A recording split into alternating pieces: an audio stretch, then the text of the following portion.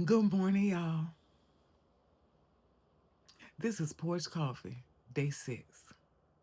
All right, I need somebody to lean in just for 1 second.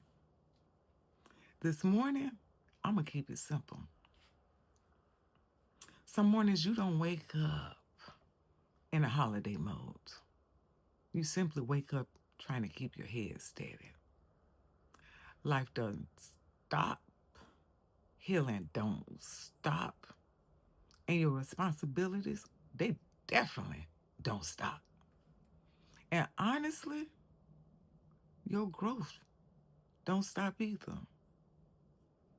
So if the day feels a little quiet, a little heavy, or a little different, that's okay.